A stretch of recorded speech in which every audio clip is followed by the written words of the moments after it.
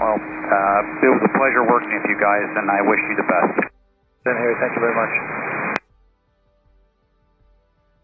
At 3 in the morning on May 2nd, 2026, an entire American airline simply stopped existing. 17,000 workers, jobless. Hundreds of daily flights vanished.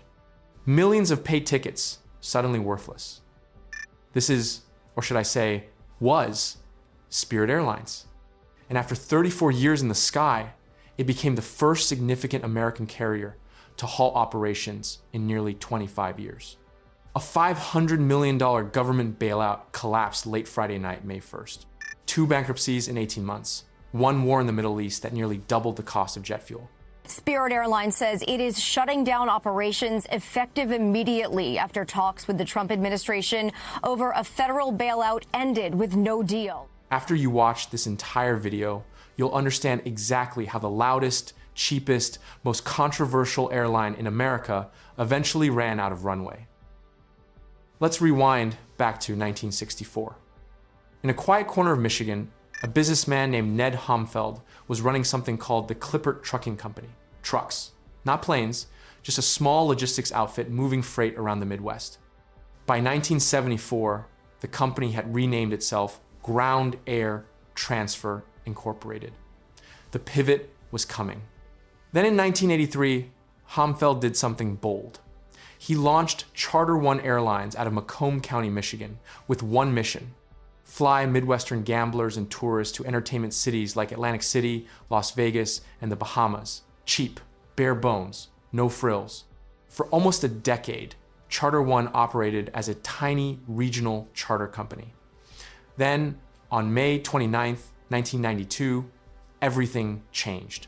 The company purchased its first jets, rebranded as Spirit Airlines, and on June 1st, that same year, launched its first scheduled flight from Detroit to Atlantic City. That date matters. 34 years, almost exactly before the airline would die. Through the 90s and early 2000s, Spirit was just another small American carrier. Boring, conventional, fighting for scraps in a market dominated by United, Delta, and American. But in 2007, under CEO Ben Baldanza, Spirit made a decision that would reshape American aviation for the next 20 years. They went ultra low cost. The model was simple, almost insulting in its simplicity. Strip everything out of the ticket. Charge for the seat assignment. Charge for the carry-on. Charge for water. Even printing a boarding pass at the counter would cost you.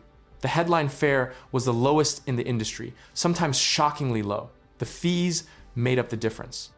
By peak years, ancillary revenue was bringing in roughly 40% of total revenue for Spirit. 40%. From extras, Americans had a love-hate relationship with it. The bright yellow planes, the aggressive ads making fun of legacy carriers, the legendary tightness of the seats. Comedians built entire routines around Spirit. But here's the thing, the model worked. For years, Spirit was one of the most profitable airlines in the United States. They proved you could fly people from Fort Lauderdale to Las Vegas for $49 and still make money. Spirit operated more than 200 Airbus jets, served 350 markets, and ran about 830 daily flights. The 7th largest passenger carrier in North America. The biggest ultra-low-cost carrier on the continent. Then everything started to break down, piece by piece. In February 2022, Frontier Airlines made a move. They announced a $2.9 billion deal to merge with Spirit. The combined company would have become the 5th largest airline in America. 2 ultra-low-cost carriers, similar fleets, similar models, similar customer base. On paper, it made perfect sense. Then JetBlue showed up. 2 months later, in April 2022, JetBlue launched a hostile counteroffer. $33 per share in cash. $3.6 billion total. Spirit's board rejected it. Then CEO Ted Christie went on CNBC and said the deal would never get past regulators. He called the suggestion insulting. JetBlue didn't quit. They sweetened the offer. By October 2022, Spirit shareholders had rejected the Frontier deal entirely and approved a $3.8 billion JetBlue acquisition. This was the moment Spirit bet its entire future on getting absorbed by a bigger, healthier airline. It was a catastrophic miscalculation. In March 2023, the United States Department of Justice, joined by 6 states and the District of Columbia, filed an antitrust lawsuit to block the merger. Their argument was simple. JetBlue would gut Spirit's ultra-low-cost model. Removing Spirit from the market would raise fares for tens of millions of price-sensitive Americans. The trial took most of 2023, and on January 16, 2024, federal judge William Young, a Reagan appointee, ruled against the merger. He wrote, and this line is famous now, that to those dedicated customers of Spirit, this one's for you. The deal was dead. JetBlue stock jumped, Spirit stock collapsed 47% in a single day. The yellow airline was now stranded, no buyer, no exit strategy. And here's where it gets worse. While the JetBlue saga played out, a separate disaster was unfolding inside Spirit's hangars. The Pratt & Whitney geared turbofan engines that powered virtually all of Spirit's modern Airbus. A320neo and A321neo aircraft had a defect. A microscopic flaw in the powdered metal used to manufacture turbine and compressor parts. Starting in July 2023, Pratt & Whitney issued a sweeping recall. Hundreds of engines worldwide had to be pulled off wing for inspection. Each engine could spend up to a year in the shop. Spirit, with 79 of these engines in its fleet, was hit harder than any other American carrier. By mid-2025, 39 of Spirit's Airbus A320neos sat parked, grounded, earning nothing. The airline received about $150 million in compensation from Pratt & Whitney, but it wasn't close to enough. A merger blocked, a fleet grounded, and the cash was running out fast. So what did Spirit do? They tried, in 3 desperate phases, to save themselves. Phase 1. They went premium. In July 2024, after 32 years of being the loudest, cheapest, most aggressively bare-bones airline in America, Spirit reversed course completely. They introduced 4 new fare bundles: Go, Go Savvy, Go Comfy, and Go Big. Suddenly, there were free snacks, alcohol on board, blocked middle seats, priority boarding, and a big front seat that looked an awful lot like domestic first class. The Yellow Rebel was trying to look like Delta. I was skeptical of this from day one, and so were a lot of analysts. The whole brand was built on aggressive cheapness. The whole cost structure was designed for unbundled fares. Asking Spirit to compete on comfort was like asking a Toyota Corolla to win Le Mans. Phase 2, they went bankrupt. On November 18th, 2024, Spirit filed for Chapter 11 protection, the first major American airline to do so since 2011. They listed more than $3.6 billion in debt. They had lost over $2.5 billion since the start of the COVID pandemic. The deal wiped out shareholders entirely. Existing bondholders, including Citadel Advisors, Pacific Investment Management, and UBS, took control of the company in a debt-for-equity swap. $795 million of debt was simply canceled. Spirit emerged from this first bankruptcy in March 2025. CEO Ted Christie collected his $3.8 million retention bonus 6 days before filing, then resigned weeks after the airline came out of bankruptcy. The optics were brutal.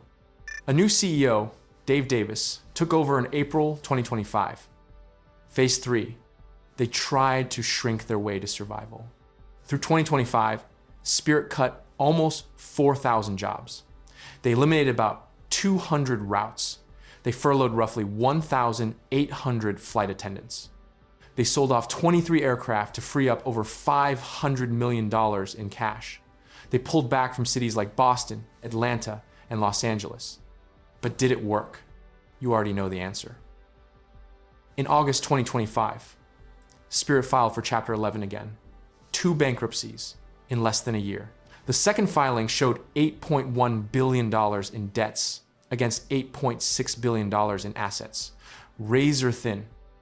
Then, in early 2026, The United States and Israel went to war with Iran. Jet fuel prices nearly doubled.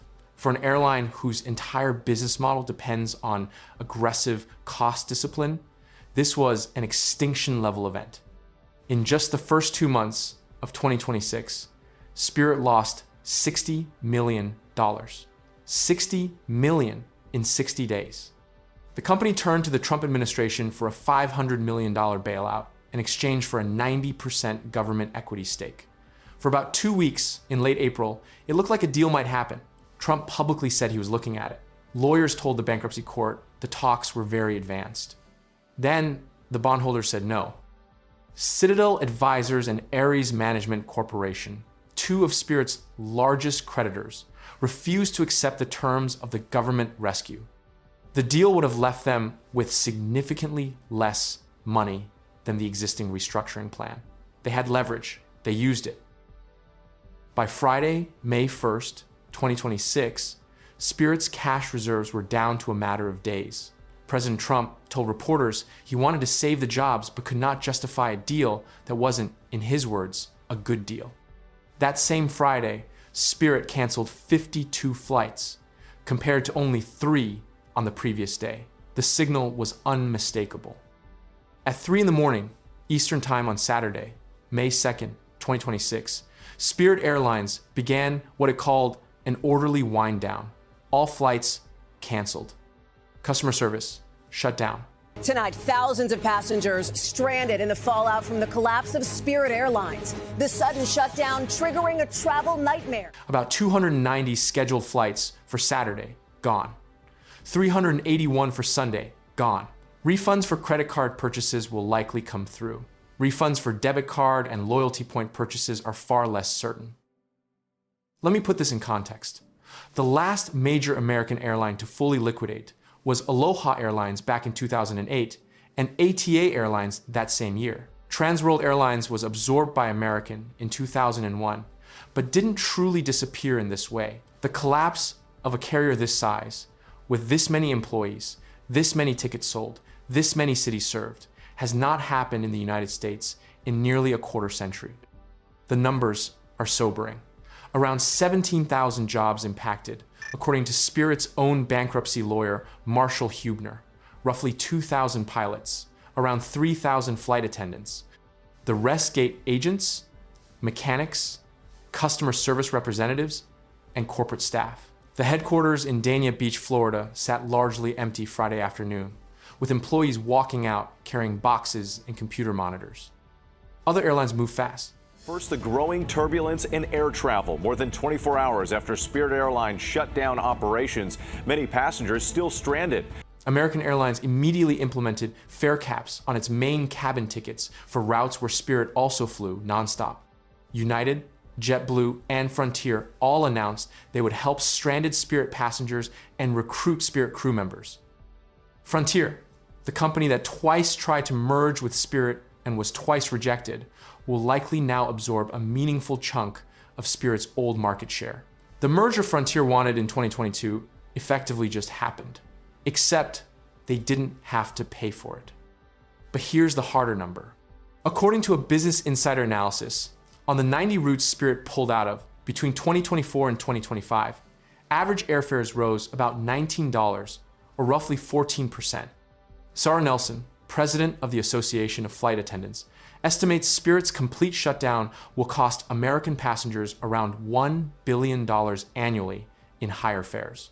Less competition, higher prices, every single time. So where does American aviation go from here, is the question you may have. The first wave is already underway. Frontier and Allegiant are now the only true ultra-low-cost carriers left in the United States. Both have their own problems, but both will absorb some of Spirit's leisure traffic. Expect them to grow fast over the next 12 to 18 months. Expect their fares to creep up too, because that's what happens when competition disappears. The second wave is the consolidation question. United Airlines CEO Scott Kirby recently confirmed he approached American Airlines about a merger. The collapse of Spirit, removing roughly 4% of total domestic seat capacity in one weekend, makes a big three becoming a big two more thinkable. The Justice Department under the Trump administration is far more permissive than under Biden. The same regulators who killed JetBlue and Spirit might wave through deals nobody would have entertained 2 years ago. The third wave is the customer wave. For 2 decades, American flyers have paid less in real terms to fly than ever before in history. A huge part of that pressure came from ultra-low-cost competition.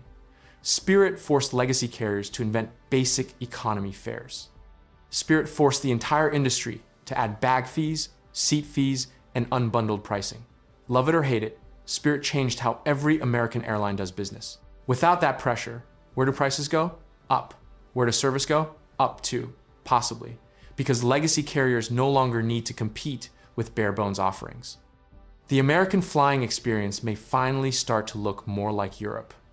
Fewer carriers, slightly better seats, noticeably higher fares. The death of Spirit is not just one company failing. It's the end of a 20-year experiment in radically cheap American flying. Whether that experiment was good or bad depends entirely on what you valued. If you wanted the cheapest possible ticket, Spirit served you well. If you wanted comfort and reliability, you cursed its name. Before I sign off, if you enjoyed this video and learned something new today, please hit that like button and subscribe to Explained. It genuinely helps me and my channel grow, and it tells me you want more deep dives like this one when big aviation stories break. The yellow airline is gone. May 2nd, 2026, at 3 in the morning. Ned Homfeld's tiny charter operation, the bright yellow planes, the aggressive ads, the fee that nobody saw coming, all of it, history. American aviation has officially entered a new era. And the question is no longer whether prices will rise. It's by how much. Last but not least, I want to express my sympathy for everyone who is involved with Spirit Airlines. I sincerely wish everybody the best. Thank you for watching this video, and I will see you in the next video.